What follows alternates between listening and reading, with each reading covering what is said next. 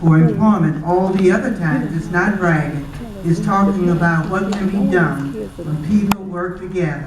After that one application, folks came to me always and asked me to come and work. And a few weeks ago, we had the Freedom School, and I come to give you an invitation. May I give you the invitation? We have a radio station, in-Exile 1340. Make this your forum for recruiting, opportunity. Yesterday, Deanna Wilcoxon has a newspaper, the Renaissance of the. You have a communication network to communicate to the whole world. You have a teacher, you have a superintendent, you have a communication person who's been in business for 40 years.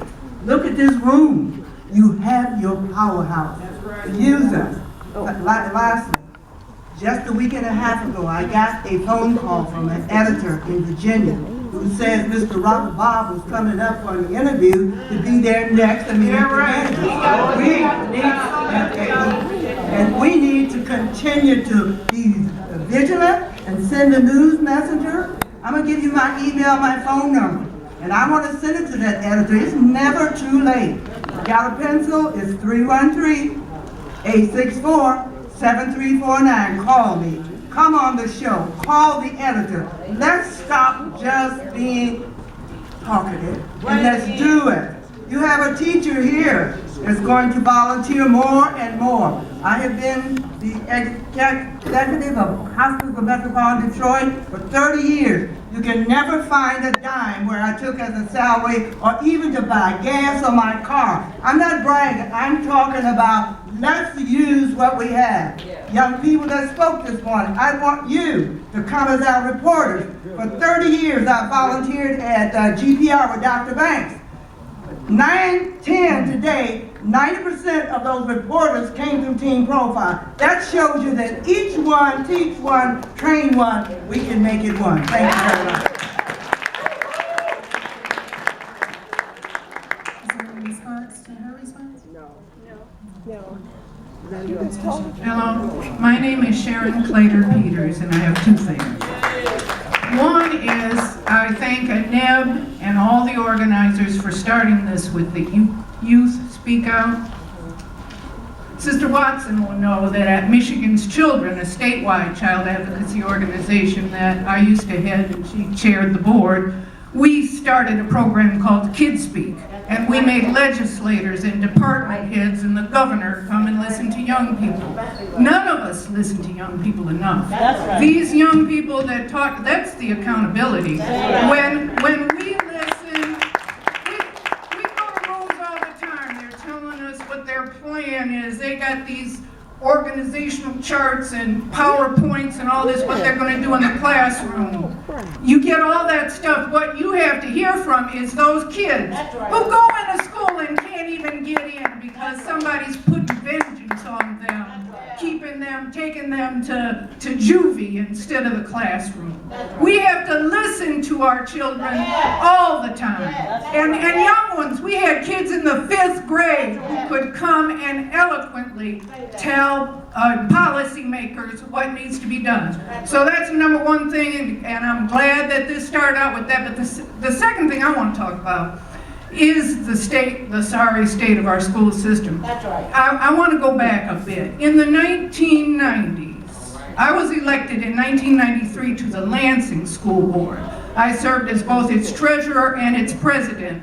1994 is when Proposal A came about, when the funding of our schools got shattered, and then the charter school law came into effect during that period. Yep. We were right in Lansing. Governor Engler looked at the Lansing School District as its guinea pig. And it's not just Detroit, it's Lansing, it's Flint, even Grand Dam Rapids, where I'm from.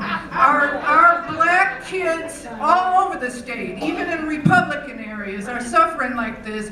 So they started these charter schools and they started them up there, and we've heard from several people today about that, whether it's public schools or charter schools, they're using public money, they're using our money, they're using the community's money, but the issue is accountability. Who's accountable? And even elected school boards have some limits on the accountability, but when they take over the school boards, and they have charter schools that are not accountable to anybody, and they're taking our public money. We have a problem. That is where we have to have them. It's okay to use public money to educate our children if that's what we're going to do, but we have to make sure that our public money is used for our kids, and we have to listen to our beautiful children.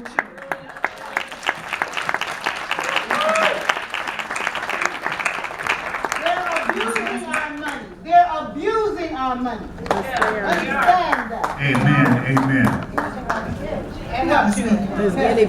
Hello everyone, my name is Shanna and I'm a part of the Detroit Independent Freedom Schools. I sit there as not only a member in this community for education, I also sit as a parent. I am a parent.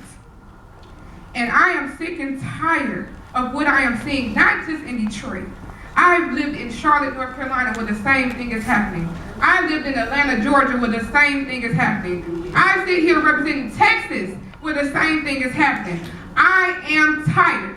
I'm tired of seeing of our children being worn down by a miseducation of their funds, not only of their funds, of their intellect, understanding that all of our children are greatness. That's right. All of them are greatness.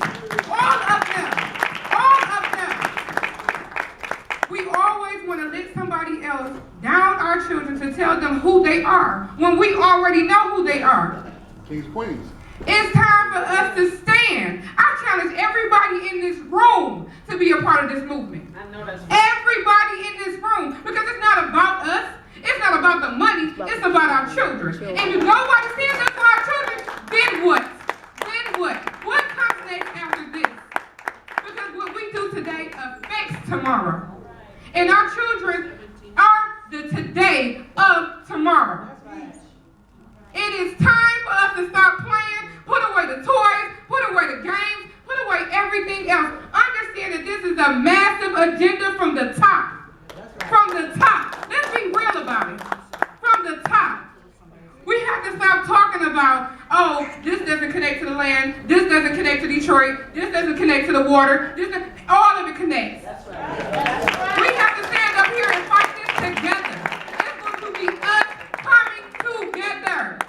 And if you scared to stand, you need to leave the room. Because I'm ready. All right. Roswell Community Block Club, Wayne Bernard representing. I worked for DPS for about 25 years in the trades department. And if you say names, you can say file numbers. Read them off. I was arrested. But this ain't about me. This is about these people that's running for school board. Deborah Hunter Harville needs to go to jail. Right now. Needs to go get her and drag her out. Natasha Baker needs to go to prison. Shalonda Buckman needs to go to prison. You got to start saying names. Larry Redfern, who ran the trades department, needs to go to prison. Right now. But your organization, what you guys are doing, I think is a good thing. I think it might work. But you got to get the black farmers. Got to get them involved. Because it's agriculture. That's a lot of jobs in that. That what you sit right there, those moms, these young women don't know how to do horticulture because they took it out. Used to be over here at Randolph. I saw it. It's not there anymore. Marketing is not in that program anymore over there. I saw on TV they're having problems getting children in to learn the programs. I learned bricklaying there. Just the risk. Laying brick. It's a dying trade. But a lot of children are not doing it anymore. Put them with the come-alongs. I made $20 an hour doing that. I don't see black children doing that. Where are your programs with that? That's my question. Where are these people? Where are these damn state reps? Where are they at? Javi Santana said he's thanking Kale on the board of accountability. He sat up there, and now his wife is representing my district. Something's wrong. Something is wrong. Somebody's not voting. How did his wife get his job? Thank you, brother. Thank you.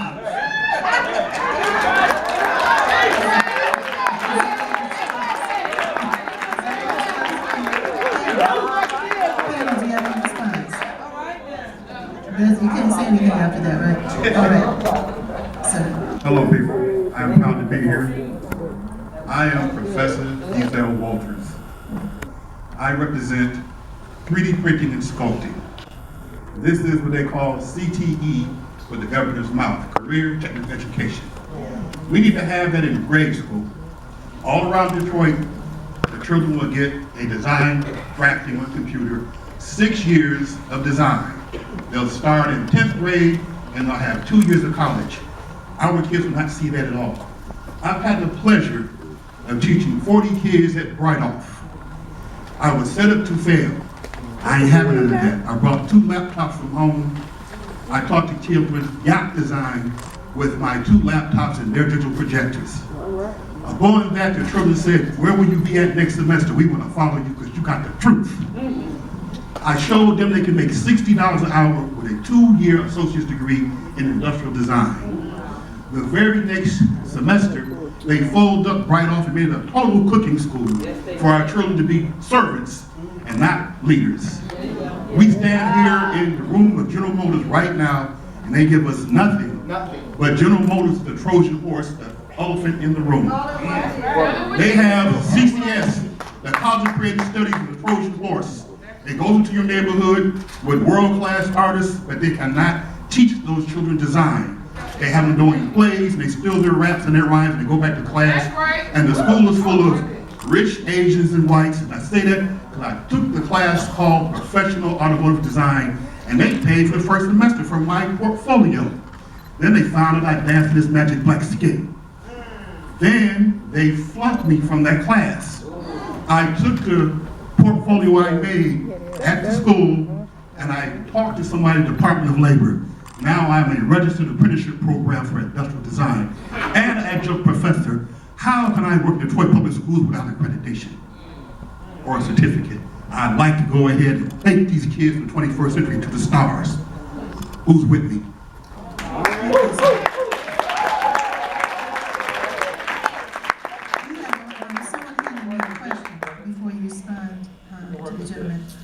Who do we vote for the school board? What are the suggestions? Here they are. Your school board Who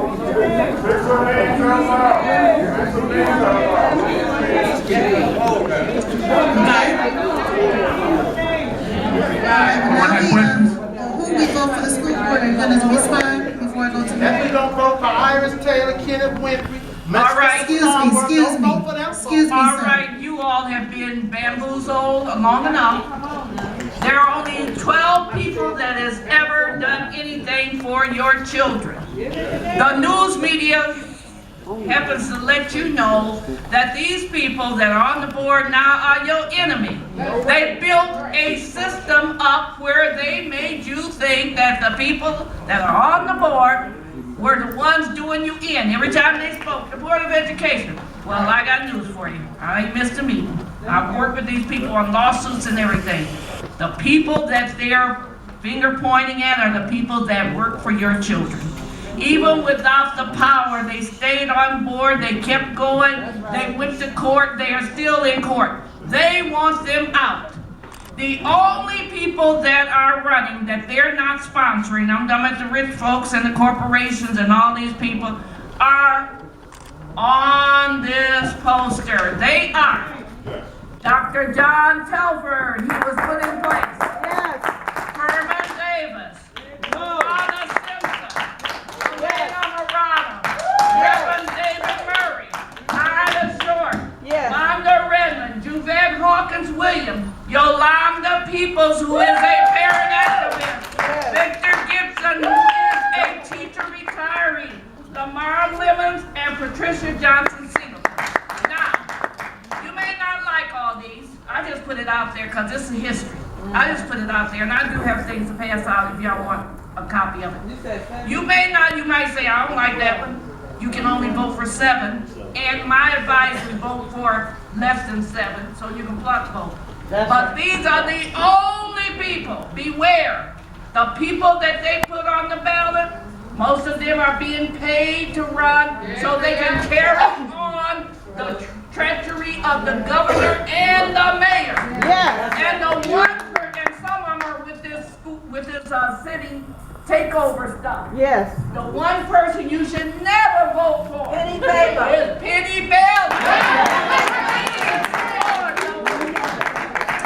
They have her as president. Oh my goodness. Thank you, The Mama. whole thing. Okay, I'm sorry.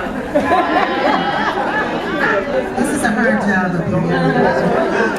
Okay, is there any representative from John Conyers in the audience? Or Sherry Dunlop?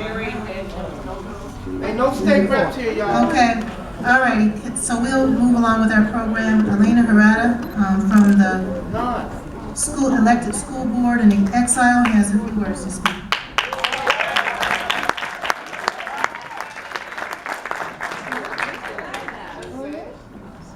Thank you, and greetings from the school board in exile. How long do I have? 7 minutes. Okay. I was standing in line to ask a question, but I didn't want to be taking up too much time. But the question that I have, thank you. The question that I have also to the panel was, did we talk about the role of the foundations in the destruction of public education? We talk about Skillman specifically. And, you know, now I'm from here forever. I've been on the board for 7 years, and being on the board under emergency manager is a lot like dog years, so I'm going to say I've been on the board for 49 years. So those of us who are on the board, we don't get paid. We used to get paid, I hear tell that there used to be a $30 a meeting stipend. And then there was a period of time when we got a $30 a month stipend, but we meet about 10 times a month. And that was $130 no matter how many times or for how long you met. When we go to Lansing to provide alternative plans to the Emergency Loan Review Board under the PA 436, for example, when they were selling Southwestern for less than $1 million, even though we needed, and we owe money on it until 2039, we came up with an alternative plan to try to keep it for adult ed. And they told us that as long as it interfered with the mayor's plans, we couldn't bring anything because the mayor had other plans for that building. That building stands empty and stripped right now. There's way too much to tell you if you haven't been involved in the school board battle or if you haven't been witness to it for a long time. I write every night on Facebook.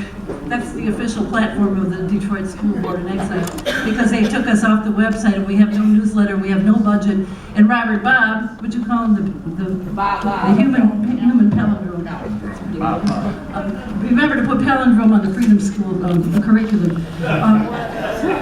Robert Bob told the school secretary if she gave us so much as a bottle of water that she would have to answer to him.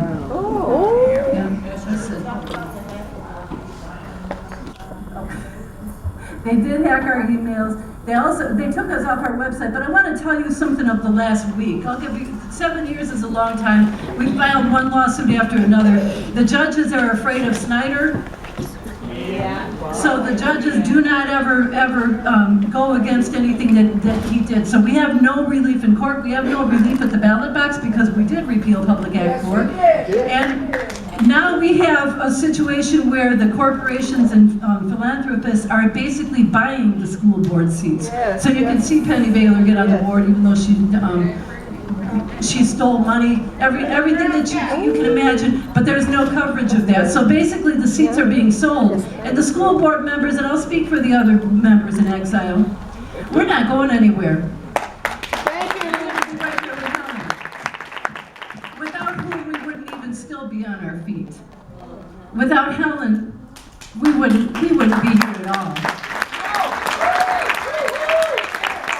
When they locked us out of the meetings, when they told us that we couldn't have meetings, like for example, the Detroit Day School for the Deaf was closing, and I was relatively new on the board then, and Helen and I we didn't really know each other that well. We got to the parking lot of the school, and we were told that we couldn't get in, the building was locked. The school board members were locked out of a meeting, and we didn't have any way to communicate that to the deaf parents and students who were already there at the meeting. And Helen turned to me and she said, "You get inside that school and hold that meeting."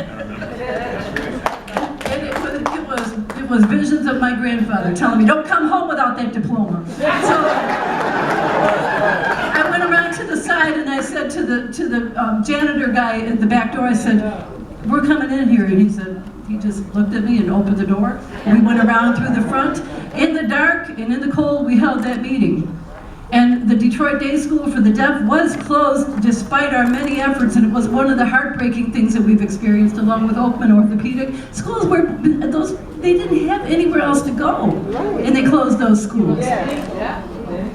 This is what's happening now. And to look at what's happening in Detroit, I'm going to say this. I'm going to really say a few things that really may bother some people. As I represent District 2, the majority Latino community in Detroit, and I got elected in that area, Southwest Detroit. And I want to say that it's been a real awakening to me, and I'm running citywide in this because there's only citywide offices to run for since they got rid of districts. I've been very ashamed of the way the Latino community has dealt with the takeover of these schools, because this is so clearly an attack on Black achievement. The way in which Detroit School for the Arts has been taken away from the talented students and given to people who don't have anything to do with Detroit. We're locked out of that school, and Yolanda Peoples can tell you a lot more about that than I can, but there's the kinds of Davis Aerospace being closed, where we will no longer have students who can graduate and have that pilot's license and a mechanic's license. Now, this week I had a parent tell me that she needed help to get her daughter to graduate from Bright Hop. She's in the cosmetology program at Bright Hop, and she attends CMA. And she went up there because the principal canceled the students' Voc Tech schedule. So she's a senior, and she's finished. She's almost ready to graduate, and she could get her certificate in Voc Tech. And when she went to fight on behalf of her child, what happened? She got banned from the school, and they call the police when she comes.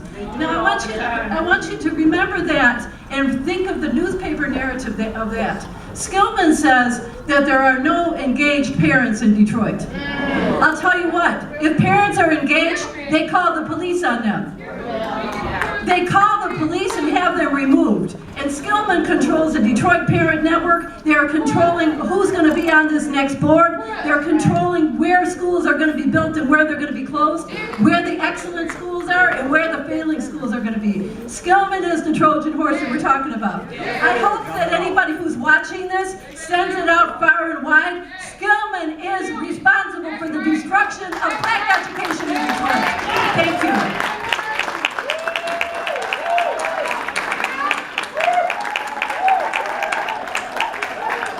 Vote the stand-up slate. Wake up, Detroit. All right. Wake up. Martinello and Lakota. You're now chasing all the way back to the beginning. Yes, that's right. Helena. Wake up, Detroit. All right, now, these are the four locations for the Freedom Schools. Once again, we have a little, we want to make sure that you complete those information sheets, those information forms. Have you all completed them? Yeah. All right, get them done. That's the little homework we ask. And for you not only to complete the form, to really actually come and participate. I want to thank, first of all, are there any closing remarks from the panelists? Can we start from this end, Dr. Pedroni? I defer to my colleague. Ms. Harris? Please tell everyone that you know who has a child that needs tutoring or help that we exist. There's a phone number on the flyer. Please call that number for DIFS. We have a voicemail. You can leave your name, your number, and teachers, if you want to volunteer, call that number that's on the flyer. Oh yeah, and we're also on Facebook. I'd just like to co-sign what Sister Aurora said and thank everybody for bringing all this energy in the room. And remember, you need to vote. And you need to vote for the people that have stood up for your children. So anyone that wants this list, I'll be standing right there, and there will be no mistakes, because here it is. What about the proposals?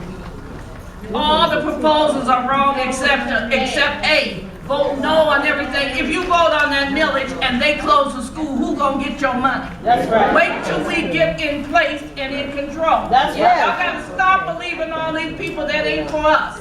Don't vote for no more villages. No more no authority.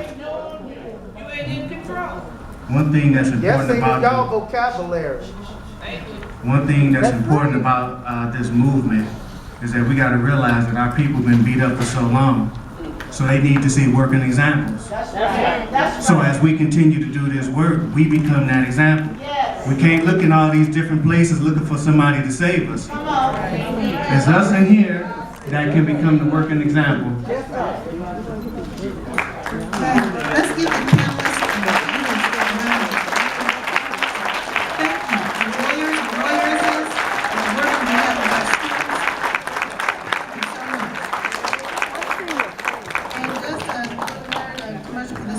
thanks to the sponsors, the Box, Center Rocks, Side, Lotus Press, the Charles H. Wright Museum, Detroit Black Community Food Security Network, Detroit LIFE, Detroiters Resisting Emergency Management, Reverend Mary Ely, Eastern Michigan Environment Action Council, Passport, Keep the Vote, Shrine of the Black Madonna, St. Peter's Episcopal Church, Honorable City Council, Joanne Watson, member in our audience. Does everybody know who that is? And we the people of Detroit. Thank you so much. The correct address for Shrine of the Black Madonna, 7625 Linwood, 10 o'clock a.m. on November 5th. Thank you so much.